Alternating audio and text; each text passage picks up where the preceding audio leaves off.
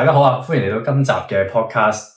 我今集咧有邀請到我嘅一位老師啦，佢以前教我阿卡西嘅老師出場去接受我嘅訪問嘅。今次好開心邀請到佢嗱，咁佢咧就會突然間變魔術出嚟嘅咯。我哋1、2、3，嗨，大家好，就出咗嚟啦，老師係啦。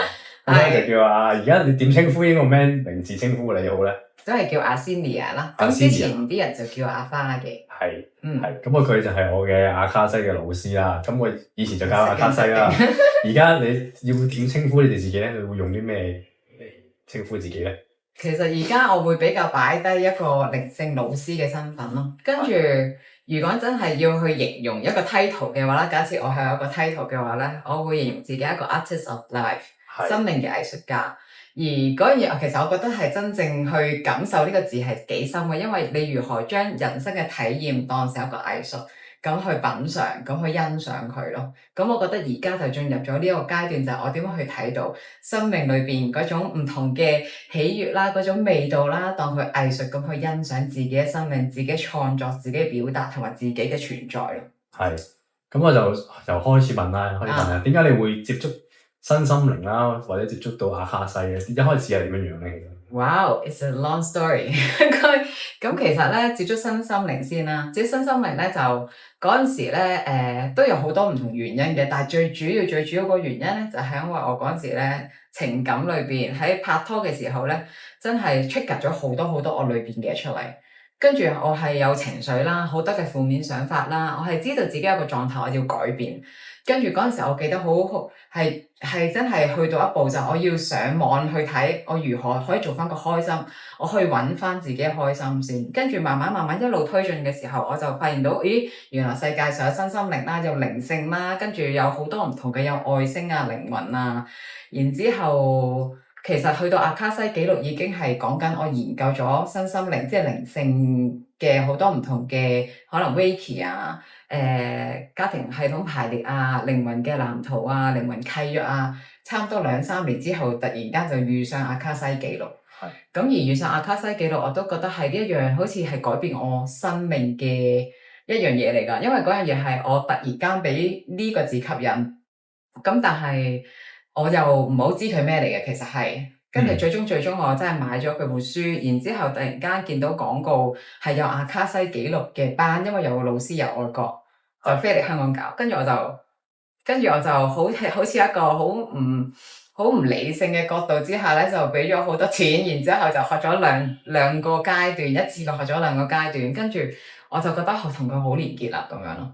會唔會可能有啲觀眾未必知道阿卡西記錄係咩啊？係，可以簡單講下，你覺得係咩嚟？阿卡西記錄咁坊間一路都會講啦，阿卡西記錄其實就係一個我哋嘅靈魂記錄嘅資料庫。你就可以想像啦，其實我哋每一步啦，做過啲乜嘢咧，後邊好似有個書記咁樣啦，就記錄咗究竟你發生過咩事。咁而呢一樣嘢都包括你嘅過去啦，我哋而家啦，同埋未來世啦，全部你靈魂嘅所有嘅資料都會喺呢一個阿卡西記錄裏邊。咁之後其實就係你嘅 record，係啦，你嘅 database 咁樣。咁而當我哋解讀阿卡西記錄嘅時候咧，就係以一個咧靈魂嘅角度去睇翻。究竟你自己經歷嘅係啲乜嘢？點解要經歷？係啦，你可以查到好多唔同嘅資料嘅，你嘅前世啦，甚至乎其實你嘅未來世都得嘅。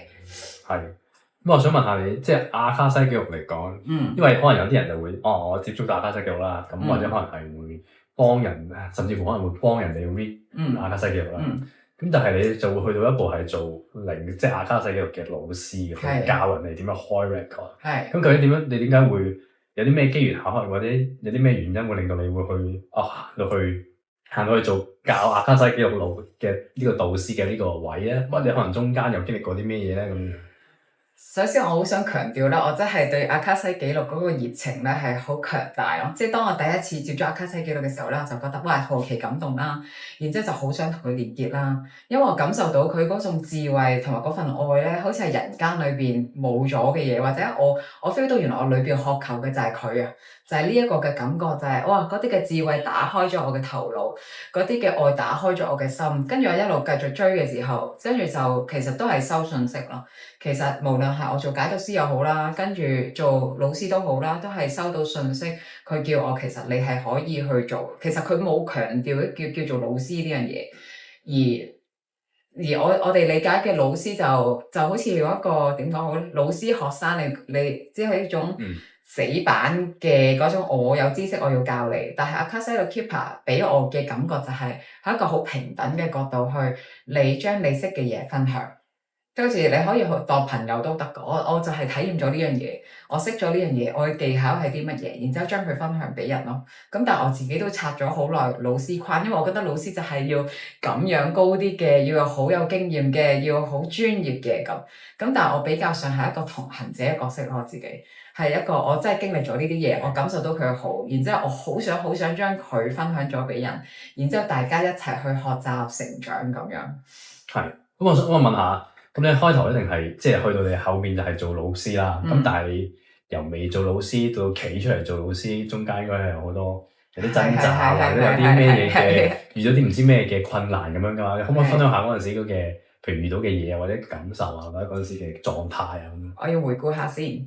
咁咧，其實我收到信息要做老師嘅時候咧，一方面興奮啦，二來有啲緊張就嚟啦，因為即係其實好多人都唔知，雖然我而家好似表達都 OK 咁樣啦，但係其實咧，我係經歷咗好長嘅階段係如何表達，因為我之前咧係連開一個 workshop 帶一個 meditation 我都係口窒啦、緊張啦，仲有嗰種緊張程度，你可以想像，可能我要 meditation 1個鐘啦，然之後不停我要做自我催眠啦、自我肯定句啦，以至我能夠平息到我嘅恐懼咯。我仲好記得嗰陣時，我係專登咧用個電話錄咗個 guided meditation 俾自己。咁個 meditation 係講咩咧？就係我能夠釋放嘅恐懼，我能夠表達我自己。咁我要每晚咁去聽住呢一個 guided meditation，聽完先瞓覺咯。咁我真係經歷咗個好長嘅階段，就係點樣面對嗰種驚表達自己啦，驚做老師啦，同埋驚開口講嘢啊。其實我見到上面，我連開口講嘢都驚，同埋多過3個人，我就開始個緊張就越嚟越出嚟咯，咁樣。咁所以其實我之前係由小班開始教起，跟住慢慢係真係透過實踐，透過經驗，跟住就亦都透過過程裏邊，亦都有好多嘅療愈，build up 翻個自信，即係慢慢就開始可以多人啦，可以講得更多嘅嘢。但係中間真係半年嘅時間，同埋有一樣好重要嘅就係我如何看待老師呢個名。係，因為老師好多時就係老師要專業。我成日都覺得我邊有資格做老師啫？我只不過我冇經驗，我成日都喺將自己擺低咗。咁但係其實真係冇話高低，而係就真係睇翻自己分享嗰份熱情，而一個真誠嘅分享真係重要咯。真誠坦白嘅分享，然之後有啲嘢交翻俾學生，唔好將太多嘅責任交翻俾，即係唔好將太多嘅責任擺晒喺老師呢個位身上，而俾翻學生有選擇權。佢聽完我講嘢，佢想吸幾多，佢想點做，俾翻佢。否則嘅話，嗰個關係會好拉扯嘅。其實係會咁容許一個學生有自由去繼續去選擇佢自己嘅路咯。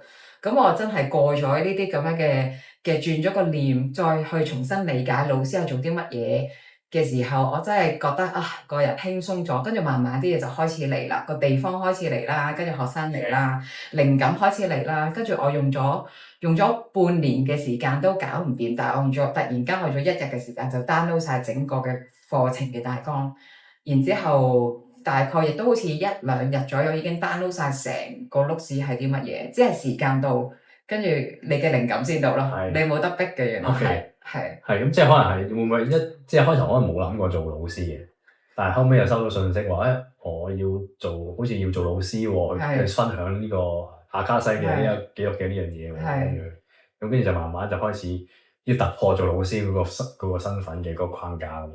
對我嚟講係，因為我成日都將自己我係冇乜信心嘅人嚟㗎，即係你可以想像其實要我講嘢係我都口窒窒，同埋我好記得我細個，我曾經有一個諗法就係我大個之後一定唔會做老師咯，因為老師要講嘢係啦，但係我係好怕講嘢咯。其實咁我想問下，即係呢個中間呢個轉化，譬如去到阿卡西老師啊，做咗都一段時間啦嚇，跟住點解突然間又會有啲咩機緣巧合會轉化咗變咗做生命嘅藝術家，係咪？生命嘅藝術家係啊，中間係有啲咩轉變令到你即係有呢個轉變咧？點解？我嘗試盡量精簡去講呢一樣嘢，因為都係差唔多，真係好多年3至5年裏邊發生嘅事，3年至少3年以上啦咁。咁其實應該我教咗大概2-3年開始啦，就開始我 get 到有一個 message 好深刻嘅嗰陣時喺個飲咗 medicine 之後收到個信息就係你今世其實你真正想做嘅唔係嗰個靈性老師呢個角色，而係一個 artist。但係嗰陣時對於 artist 嘅理解係一個好膚淺嘅，即係好似我就係代咗個 keywords 啫。但係實際嗰個 keywords 係講啲咩咧？就係喺我之後嘅生命裏邊去感受、去打開咯。咁但係慢慢之後，我就發覺原來我自己係有唔同嘅天賦，我係唔知咯。例如其實我係可以唱歌嘅，例如我原來係可以跳舞嘅，原來我係可以畫畫嘅咁樣。即係有更多嘅表達，可能等緊我，甚至乎可能我可以演戲嘅。咁有好多其實我仲喺度 develop 緊，同埋我都點講好咧？其實我都未知係自己係邊個，可以咁樣講。要揾嚴格嚟講，而我覺得生命嘅藝術家比較上似係而家嘅我，係因為有一段時間我感受到好似真係想將靈性老師呢個名都擺低，然之後用一個比較個人嘅身份去分享自己嘅生命。咁其實都係個分享嚟㗎，可能就係名嘅唔同，或者可能喺人哋嘅眼中，我仍然係一個老師。但係對於我嚟講，我覺得當我用返生命嘅藝術家嘅時候，好似個定位更加清晰，就係關於我嘅表達係啲乜嘢，同埋更加專注喺我自己尋找自己個道路上面咯。跟住而家就係透過旅行啦，其實但係好多嘢都係 follow the flow 同埋聽返 guidance 去行咯。接受已經 push 咗好耐㗎啦，你要出去環遊世界，跟住你要出去表達你嘅藝術，你要分享你嘅藝術，你要分享你嘅歌聲。咁但係當然奈何嘅小我同恐懼係會有拉扯嘅。呢個係啦。咁可以講下點樣？即係譬如你聽到我家人成日話我要出去做呢個去旅行啦，但係個小我又喺度拉扯啊。咁點樣去 overcome？點樣去克服呢個狀態呢個拉扯？即係我覺得我係要行呢種方向嘅，但係我就好驚喎。咁你可唔可以分享下你有啲咩方法去克服呢一個狀態咧，或者係點樣過咧？嗰陣時係。我又嘗試精簡，因為當中嘅過程其實好長，即係我收到呢個信息，以至我做到呢件事，其實係講緊可能2年嘅事，more than 2年嘅事嚟嘅，其實係好長嘅。咁但係咧，只要你有個願心，我自己深深地相信，只要你自己有願心，我想 align 翻呢一件事，或者我都想成為呢一個更大嘅自己嘅時候咧，宇宙係會幫你咯。咁所以其實喺過程裏邊嗰陣時，我都繼續去教班啊，做好多療愈啦，幫人療愈，亦都其實過程裏邊自己都療愈咗好多。咁喺呢個過程裏邊，其實你要相信宇宙係會準備你去到嗰步。咁我覺得我自己就係一個被宇宙慢慢一日一咁栽培。即係嗱，譬如話我而家到我聽呢個信息呢點，到我做到呢點，其實咧真係2個我嚟嘅。咁但係個問題就係你點樣由呢個我去到嗰個我咧？其實宇宙係一日一日幫你你應該咧就剪咗呢個枯葉，然之後咧呢度加多啲營養，跟住慢慢嚟，你係冇辦法一下咁樣變魔術就變到去嗰度。但係唯獨是你就去體驗嗰個改變咯，有啲框係要拆嘅，嗰啲恐懼要擺低嘅，嗰啲面對未知嘅恐懼啊、金錢嘅恐懼啊，或者係啲責任嘅拉扯啊、自己身份係啲乜嘢啊，好多情感嘅牽引，令到佢走唔到嘅牽引啊，過重嘅負擔，咁佢就會幫你清，然之後令到你去到呢個位啦。OK，係啊，即係中間都係經過好多嘅清理啊，好多嘅做。簡直係數不盡嘅清理同埋放下咯。其實係啊，係咁可唔可以即係講下，譬如你嘅人生 artist 啦，即係可能做咗，我會話可能即係由阿卡西老師去到轉做呢個人生 artist，即係可能做咗呢1年到啦，大概。咁中間係做過啲咩咧？其實點樣人生嘅 artist 即係點樣咧？其實我覺得呢個 title 因為我作出嚟，或者我自己 feel 出嚟嘅，所以覺得實際唔係嗰個做咯，而係嗰個在咯。我嘅 be 係啲乜嘢咯？我嘅 be 係我點樣將自己即係呢個藝術嘅 art 去 embody 喺我嘅 life 裏邊，然之後我係讓佢展現出嚟。即係呢個就絕對唔係一個職業，而係一個狀態，一個我如何喺生命裏邊展現自己咯。而講緊㗎，我覺得係。咁當然更加做嘅狀態就係我唱歌，我會畫畫，跟住我會寫詩，我會寫文章，我會影相，我會拍片，有唔同形式嘅表達，係啊。就係去分享自己嘅一個狀態，或者分享自己出去咁樣。係啊，分享自己嘅能量咯，被看見咁樣咯。咁你做呢個，譬如你即係你去咗唔同地方旅行啦，咁有冇遇到啲有趣嘅事可以令到你即係 inspire 到你即係 inspire 到你嘅人生或者 inspire 到你嘅？Wow，actually 有好多事情發生，我要思考下究竟講邊一樣嘢先。旅行，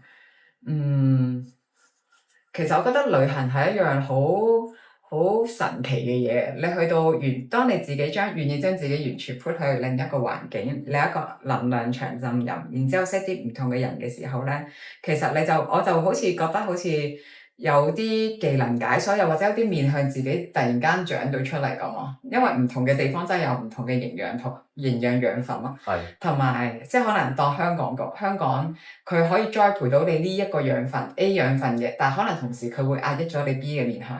咁但係可能你去到外國嘅時候，哇！嗰度完全係俾你 B 呢個面向，完全係有好好嘅養分去培養佢，跟住你又亦都見到一個更大嘅自己咯。其實中間都發生咗好多趣事。咁我比較深刻嘅就係我之前喺尼泊爾留咗5個月咯。係啊。你去咗Rainbow Family 嗰啲 gathering 啊嘛？係。簡單講下 Rainbow Family 係咩咧？其實 Rainbow Family 咧，你可以想象啦，已經係好耐歷史㗎啦。呢度已經30-40年，係啦，已經推行咗。我突然間唔記得咗佢嘅。大概啦，係啦。大概應該1970左右度已經開始。咁其實佢喺歐洲嗰方面興起先嘅。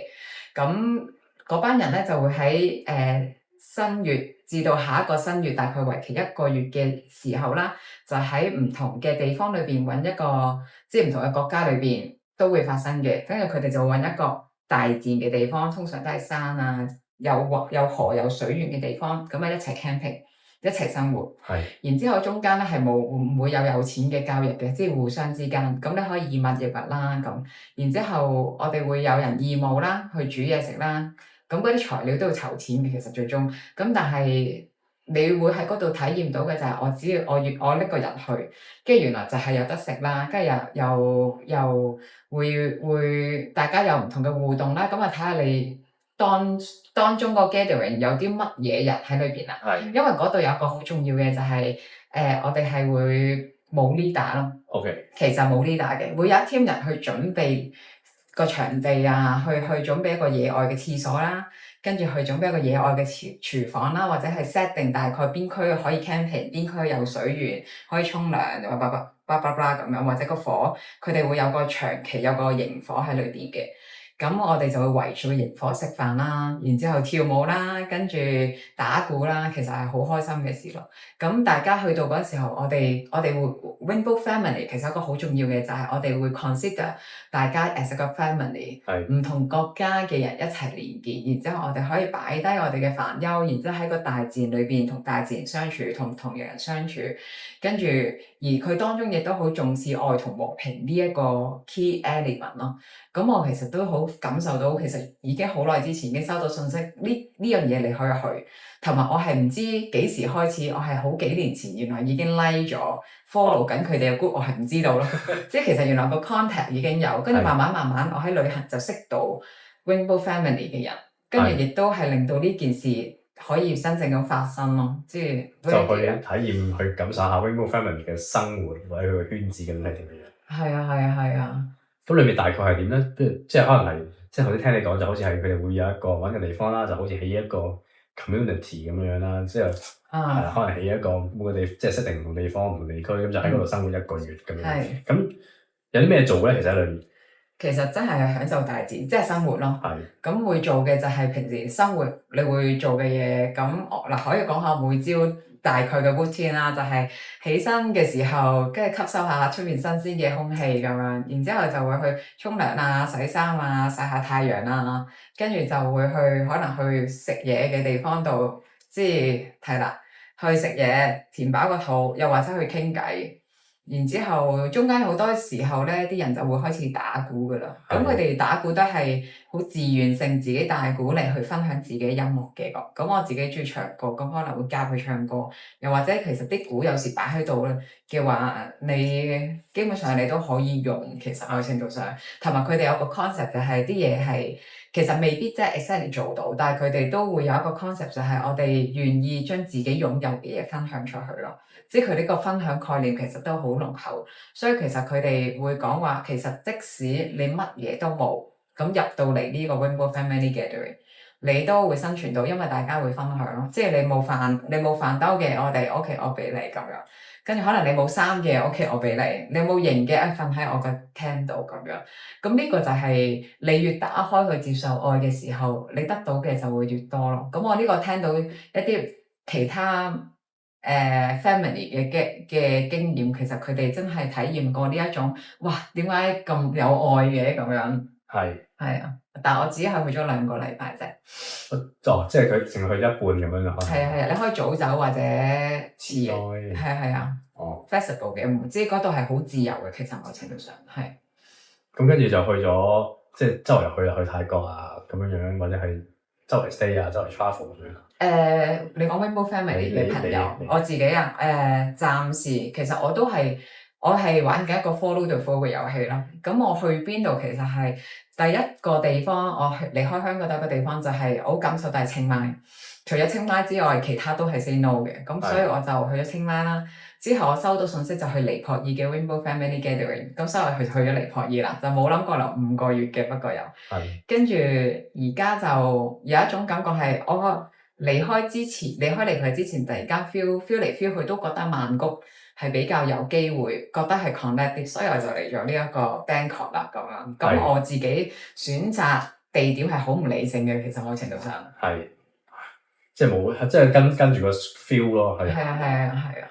咁我想即係問下就係，即係譬如可能我哋聽到你嗰個經歷啦，即係可能啲人會去 Rainbow Family 啦，即係去生活啦，或者可能去 travel 啦，有啲人都可能會覺得，喂，咁你可能真係要有翻咁上下經濟能力先可以做到呢樣嘢。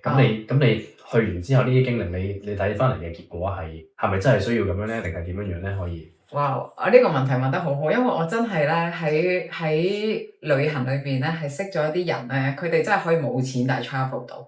咁佢哋點樣解決問題咧？即係跟住佢哋就發掘到原來呢個世界上，譬如話有啲地方佢有免費膳食啦，跟住原來你係可以，其實我哋係可以玩呢個 Hitch，即係呢個接順風車嘅遊戲。咁其實都係好玩㗎，即係你都唔知邊架車會載你，同埋未必係嗰個過程未必舒服，但係我覺得個體驗係珍貴咯。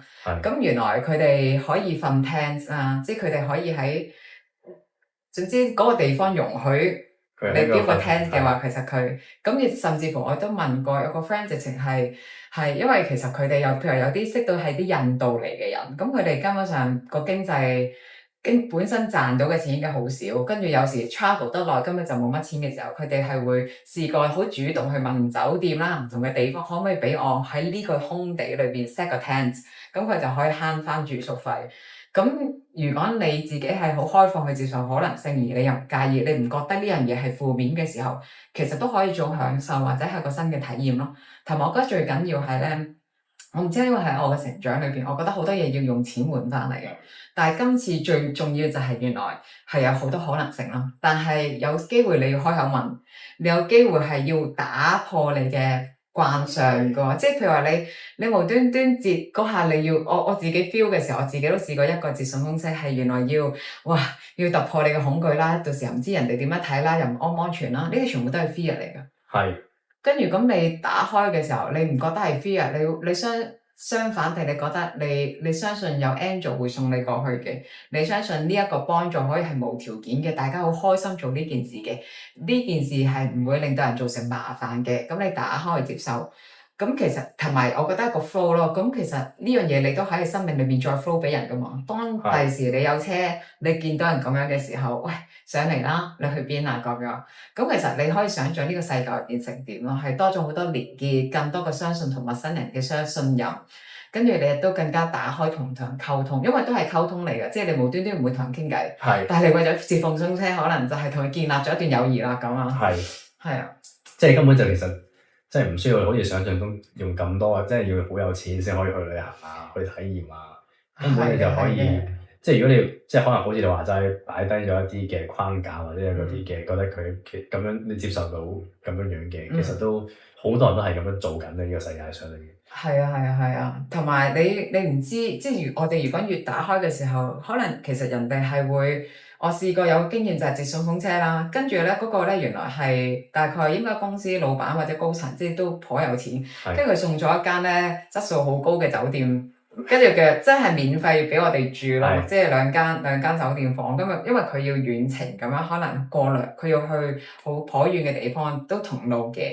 跟住係竟然有免費酒店住啦，仲要質素好高啦，跟住仲有免費嘢食埋咯。而其實佢係唔想，佢係唔會叫你收任何錢，佢都唔想啊。咁喺呢個時候真係打開去接受，呢個就係宇宙話俾你聽，其實俾你啦，你收啦咁樣咯。即係只要。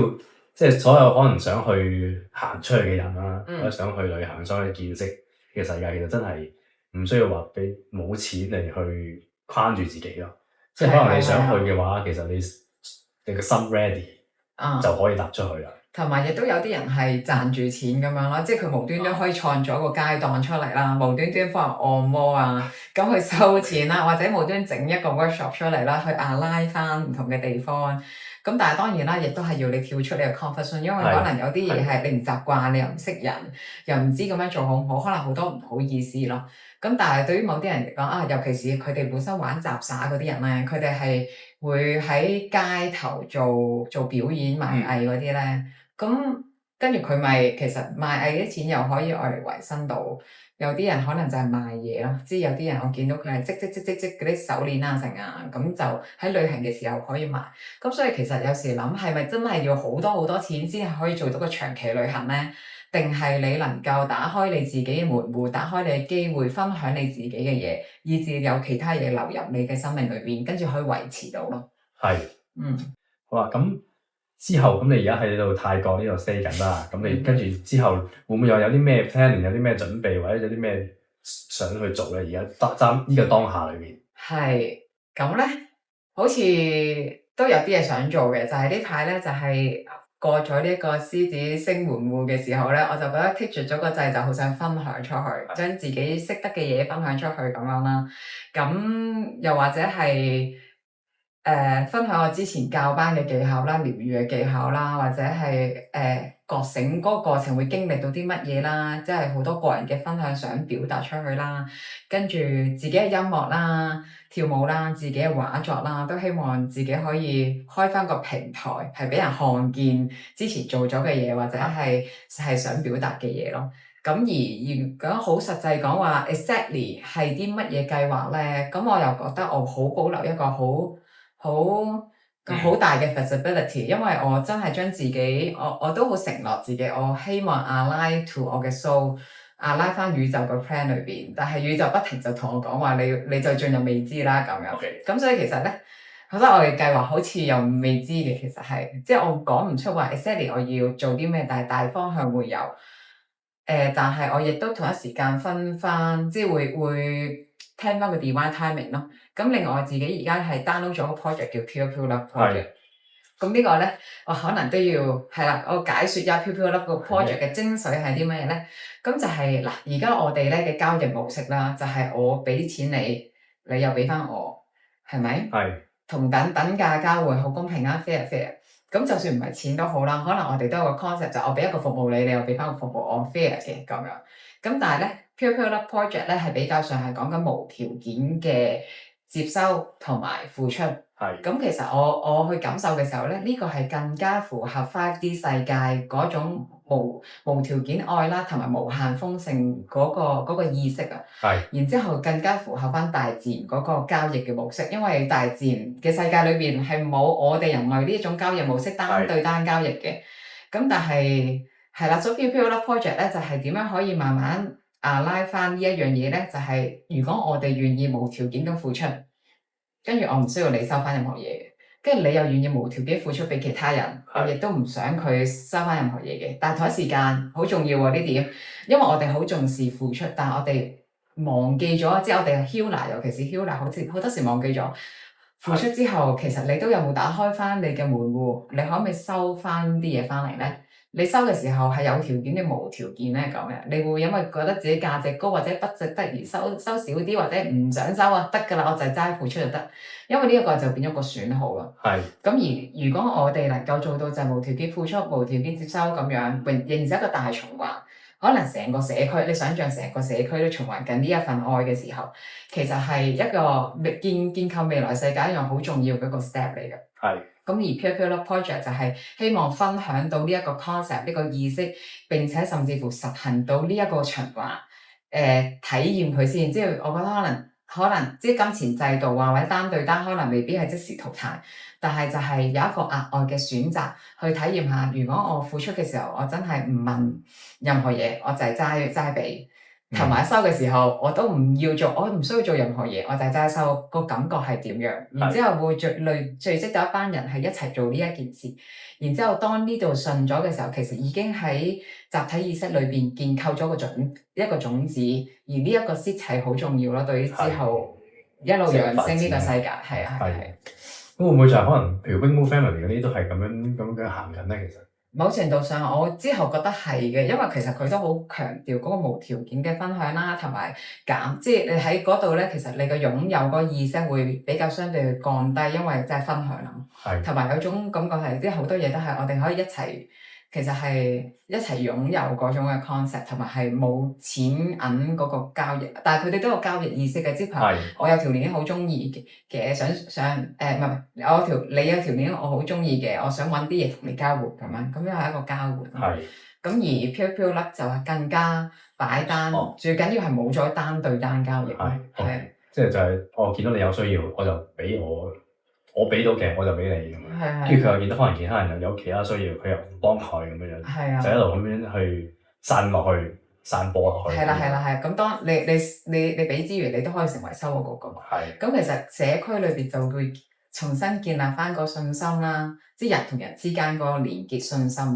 同埋嗰個我會係被 support 咯，我係被社會 support，因為而家其實我哋好多時人，尤其是都市人係有好強大嘅無助感同無力感，因為我哋要好獨立啦，我哋承擔好多嘢，但係 what if 其實好多嘢可以分擔咯。咁重視嘅就係嗰種分擔同分享。我呢度想翻去前面就係，你講我好擁抱未知啦自己，咁因為我哋可能讀書或者細個就會係成長嘅時候都一路覺得，喂，我要有個明確嘅路，我要知道清楚知道自己前面應該點樣行啊，咁樣就會好放心，或者可能我而家係一份好穩定嘅工啊，咁我哋好安穩啊。咁但係你就好擁抱未知喎，咁可唔可以分享下呢個點樣去擁抱未知啊，或者點樣去？因為通常都係好恐懼、好浮噶嘛，未知嘅，即係你可能今日唔知下個月嘅事啊，或者呢份工都好唔穩定啊。咁究竟可能一開頭你接觸未知嘅時候有啲咩嘅心態或者感受咧？咁跟住點解你可以去到點樣去一步一步去到好擁抱未知？我覺得其實未知先至正，因為可能未知有好多驚喜咁樣。咁其實未知，我覺得未知對我哋面對未知就係兩面咯，一就係恐懼。死啦，控制唔到啊！會發生咩事啊？我會變成咩人啊？會有咩經歷啊？控制唔到就會抓狂啦。咁另一方面，即係頭先你所講嘅就係驚喜啦。哇！原來可以咁㗎，原來咁樣都發生得㗎。哇！原來我係收到嘅比我想象中更多喎。原來體驗到嘅比我能夠頭腦所想像、所理解更加神奇喎。咁樣，所以其實當我哋睇嘅就係究竟我哋點樣去理解？我哋衝入去未知嘅時候，究竟我得到嘅係驚喜啊，定係得到嘅係恐懼咯？咁有多時我哋作為人嚟講，即係嗰個人性其實兩邊都會有，就有時兩邊都會擺咯。但係只要其實我哋對自己係夠信心，我哋對宇宙係夠信心嘅時候，其實不停咁同啲內在個安全感，同內在嘅豐盛，同內在嗰份愛去連結咧，慢慢，其實你對未知嘅恐懼會越嚟越低，因為你根本就知道自己唔需要知，因為你知道自己根本安全。咁點解我哋咁驚未知？因為唔安全咯。因為我哋要幾錢啊？我點樣鋪條路 make sure 我到呢一度嘅？咁但係當你都知道你信任，無論點都好，你都到到，你都係被保護，愛永遠都喺度，神永遠街住啊！即係你就會慢慢更加踏實咁去行自己每一步咯。其實個未知可能好窄，即係你就係知下一步係啲乜嘢，下一步再知下一步係啲乜嘢。咁但係當你能夠集中呢下一步嘅時候，你諗下全神貫注咁享受呢一步嘅感覺，同埋你要睇住往後100步嘅感覺有幾唔同。係，即係好當下，可能 focus 喺我淨係知道前面呢一步嘅時候，我就好喺當下狀態就行好呢一步先，跟住又再行一步，咁你就會踏實好多。我覺得係，因為你唔需要花好多能量咧去咗係鋪下邊嗰啲，或者去驚未來嘅事點樣發生。係啊。但係我覺得呢個年代已經好難再去計劃，因為好多人都會話計劃趕不上變化咯，所謂嘅。咁而以前可能10年前仲可以計劃到嘅嗰個時代唔同，而家呢個覺醒時代係真係九運之後係有種好強烈感受到，你可能三個月實在計劃可能都 follow 到，跟住之後開始走咯，同埋可能好多突如其來嘅事情發生。係。跟住就會所有嘅計劃一下子就冇晒咯。即係就算可能有好多人 plan 得好好 plan 到好遠都好，其實都係可能幾個月之後突然間有啲嘢發生就改變咗好多嘢。其實即係都 plan 唔到咁遠啊嘛。所以你要好開放自己去明白，其實我哋達到嗰點其實可以好多方法，但係如果我哋好執着，唔係咧嗰條路係我想要咁經過咁樣嘅條路，我想發生用咁嘅方法去行嘅時候，咁可能痛苦嘅就係你自己咯。係。去到最尾啦，每一個訪問嘅嘉賓我都會問佢嘅就係，你覺得人生對你嚟講係啲咩咧？即係人生意義，可能或者你喺呢個生命喺地球上邊經歷緊，咁你覺得有啲咩意義咧？即係可能係你自己嘅領悟啦，或者可能睇到人哋喺人哋身上邊發覺到，哦，原來人生係咁樣樣嘅。咁你覺得係乜嘢咧？人生？我想分享俾我個人嘅理解啦，因為我覺得我自己我嘅人咧係裏邊有一個好深深嘅追求啊，本身由細到大都有個追求，就係關於愛是什麼，同埋我係邊個咯。咁而對於我嚟講，我覺得人生嘅意義其實就係最終透過好多唔同嘅事情發生，好多劇情嘅發生，好多經歷，慢慢就係回應翻就係究竟我係啲乜嘢咯。好想最即係我覺得最想連嘅就係我，就我想揾翻我自己。即係就係你覺得喺人生裏面就係經歷呢啲嘢，就係尋找翻自己係乜嘢。係啊，對於我嚟講，我自己感受到嘅就係點解一路咁努力去唔做好多嘅改變，點解咁努力去突破、去療癒、去面對好多情緒。原來最終我最想體驗就係嗰個我忘記咗個自己、斷開咗個自己，就係嗰個靈魂版本嘅我咯。即係絕對嗰個自己唔係 ego 嗰個狀態。係啦。我有冇嘢？最後冇啲咩想分享啊？哇！我真係好多嘢想分享㗎喎。例如邊方面啲？好想分享啊！好想分享。我好想分享嘅，例如可能係，其實我覺得生命其實真係好有樂趣咯。但係生命好有樂趣，當我要真正體驗呢樣嘢之前，我覺得做咗好多功課，係擺低嗰啲受害者啦，擺低嗰啲塞住咗喺裏邊嘅負能量啦，放低嗰啲唔再需要用嗰啲嘅負面想法啦，好嚴對立嘅想法啦，然之後慢慢更加打開，跟住我就真係慢慢開始感受到嗰種生命嘅禮物啊！係啊，嗰種我能夠喺呢一個地球用於呢個軀殼去體驗，其實已經係件好幸福嘅事咯。因為我哋好多時想，即係生命本身就是幸福啊。因為我哋好多時想追求去到某個境界，得到某啲嘢，我先覺得咁樣係幸福。但係冇諗過我能夠呼吸，我能夠生存，我能夠有人類嘅體驗，其實都已經係哇有啲感動。我都覺得真係件好幸福嘅事咯。其實係。咁有冇可以講下你點樣經歷咗啲咩，或者啲咩嘅體驗令到你覺得有呢個咁嘅感覺咧？即係覺得人生其實真係一個禮物嚟嘅喎，即係唔係好似大家可能覺得話咁人生咁多痛苦啊？其實人生真係好快好開心喺地球上面。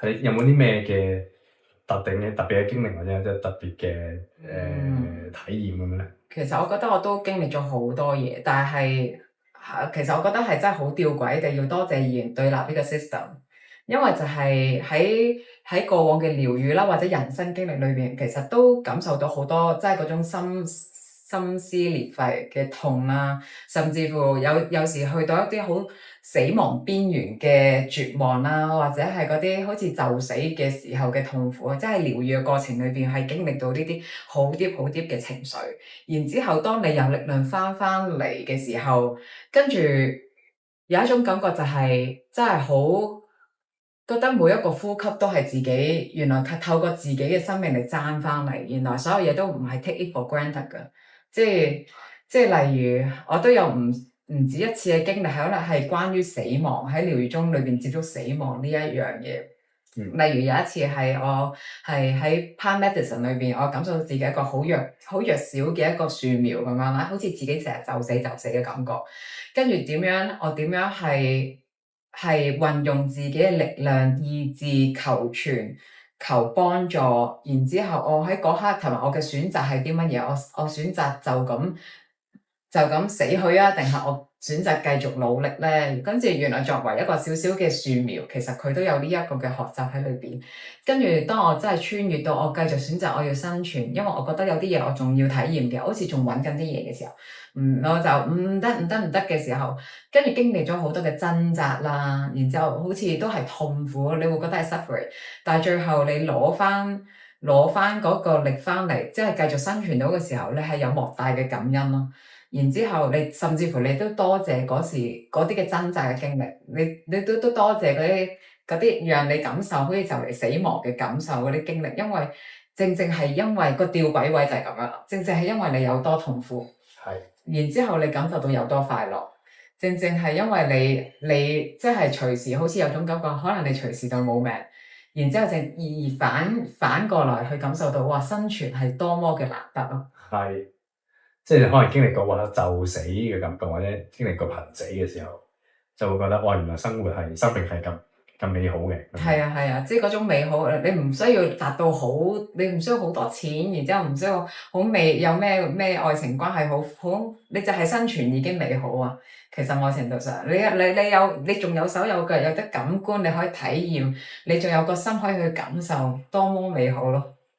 突然間又想問下你，會唔會有啲提議或者有啲方法可以俾到大家，可以譬如大家平時喺生活上感受唔到一啲生活嘅動力或者憧憬，或者係好似冇乜生存，即係冇乜特別喎，即係係啦，好一板一眼啊咁樣。係。有啲咩方法啲建議可以俾佢哋點樣感受翻自己嘅生命咧，或者係感受翻生命嘅熱情咧，攞翻去咧？首先第一樣嘢就係咧，當一個人冇咗個生命旅途，唔知做乜嘅時候咧。你第一樣嘢就係陪住自己去，你會由呢一個迷惘去到你找到你自己嗰個生命目標，找到你感受，找到你激情，中間有個過程。係。你要應承自己陪住自己，同埋唔好俾好多負面 judgment 話俾自己聽啊！即係又唔知自己做緊啲乜啊，無所事事啊，跟住又反觀人哋個喺度目標喺度成長緊啊，你又唔知做乜，因為呢一樣嘢係會一路打沉你自己咯。咁你有個 mindset 就係我知道每個人嘅道路是不同的，我知道我有我嘅路，我知道我自己有自己成長嘅 part，我唔需要同人比較，我都唔需要快同慢，我亦都唔覺得一定要可能目標達成啊，有大目標嗰啲先至為之好咯。我尊重我自己呢一個部分，但係我願意陪住，但係我感受到我呢度死咗，我想揾翻佢有個清晰嘅目標嘅，但係然之後跟住其實宇宙都會陪你。因為你有個球啊嘛，宇宙係會完成我哋嘅願望，其實係佢會陪你一路有啲事情去經歷，令到你慢慢打開翻個心。但係好多時有啲情況係，如果你真係覺得你對於好多嘢都麻木咗，冇乜感受，完全係好似冇乜力啊，唔知自己想點咁樣咧。其實好多時候個狀態就係可能你麻木咗自己個心，因為過往有啲經歷啦，令到你覺得好痛苦嘅。可能甚至乎係前世，可能同今世無關，但係嗰啲痛苦嘅經歷，令到你麻木咗你個心，你冇咗啲感覺，但係感覺就係靈魂嘅語言。係。咁如果你聽翻個感覺嘅時候，就會 feel 到中意呢樣，唔中意呢樣，咁就係中意唔中意成為咗你嘅導航，引導你一日一日咁樣行到去你自己生命嗰道路裏邊。咁如果你連個心嗰個感受真正嘅開心、真正嘅感動，或者你自己傷心啲乜嘢，甚至乎嬲，可能你都唔知嘅時候，其實你係好難，即係你就冇咗個 GPS 啦，簡單嚟講。咁你就揾開個 GPS，即係你揾開個心，咁喺呢個情況嘅時候，你就俾自己 permission，我要容許住自己做翻個感情流露嘅人，我要打翻開個心。跟住你就有好多嘢啊，你都會睇翻好多 concept 上面啲 definition 上嘅嘢，就係點解你會成為咗而家呢個自己？可能你對於情緒有批判嘅，你覺得某個情緒唔好嘅，或者你覺得呢個我會鍾意嘅，其他嗰啲我想推開嘅。咁呢個亦都係愛自己嗰個過程。咁慢慢去研究翻自己，去感受翻自己，然之後開放翻自己，去流動翻個情感。其實好多時慢慢就會有嗰個熱情會慢慢嚟咯。係，即係可能喺每日喺好細嘅地方上面去感受先。譬如可能細到我今餐想食乜嘢，食牛定係食羊定食雞，咁你感受下我中意食雞多啲喎，咁你咪食雞先咯。係，跟住可能再慢慢去到其他事件，一路就可以感受到再大啲嘅，譬如我人生方向就係感受，原來我係熱情係喺呢度，我中意呢個做呢個嘢係開心嘅。啲其他嘢就係已經係唔及佢咁有熱情嘅。係，咁可能就即係可能有啲人就係唔知道自己去咩方向或者冇熱情。係，咁就可能喺每日裏邊嘅好少嘅 decision 好少嘅事件去感受開始感受咗先。咁慢慢就可以係咪練習到build up 到一啲嘢，就可能去大嘅事情都可以靠個感受，透過感受去 lead 住自己去邊個方向行咁樣。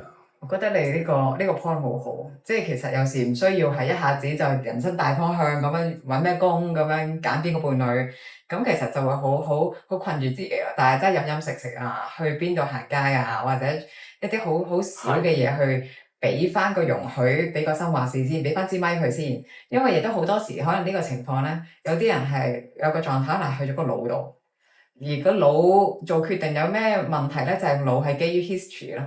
基於你過往嘅歷史裏邊，佢會確保你如何，佢係用佢嘅 database 去確保你行啱路，而唔係你嘅 soul、你嘅靈魂去帶動你啦。咁頭腦作嘅決定係一個基於安全嘅決定啦，可以話，但係個心係真係做翻你自己咯。係，我想問下，咁可唔可以有咩方法去分到係究竟係我頭腦去帶啊，定係個心去講，即係嗰個説話咧？即係譬如我想去呢個地方。係我個腦講啊，定係我心想去咧？有啲咩方法去辨認到呢個？其實個心有時咧係嗰啲感覺係冇得解説嘅，佢比較像係我突然間要去呢個地方或者見呢個人，冇解釋，唔知點解。純粹係想或者突然間就係突然間有種靈感嗰種，就比較上係心咯，同埋有時會有種感覺喺裏邊，即係嗰種熱情啊，或者甚至乎會暖啊，或者甚至乎你感受能量嘅跳動，我都會試過。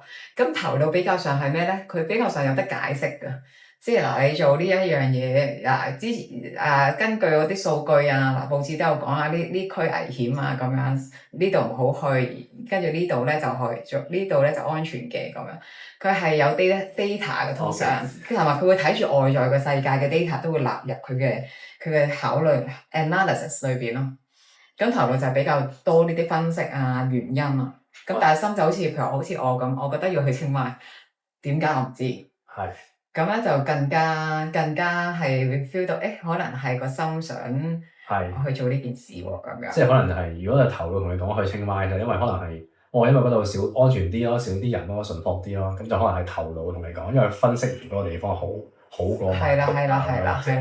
咁但係好似頭先話齋，就係點解我想去清邁冇啊？因為我想去啦，就咁就心想去咯。就冇其他特別原因嘅，或者可能純粹係舒服啊，或者感覺開心，去嗰度就好開心啊 feel 到。係啊。咁就跟住佢，咁就係個心嘅大。你甚至乎可能都未必 feel 到好開心，但係就好似有一種推動力啊，有種感覺係嗰個順啲咯，係啊。係。好，今日咧就好多謝老師阿花嚟到接受我訪問啦，咁就我哋祝福佢之後嘅人生 artist 可以做多啲更多唔同嘅作品，展現到唔同嘅自己一面啦出嚟啦。咁今集就差唔多啦，咁下一集我哋再見啦，拜拜。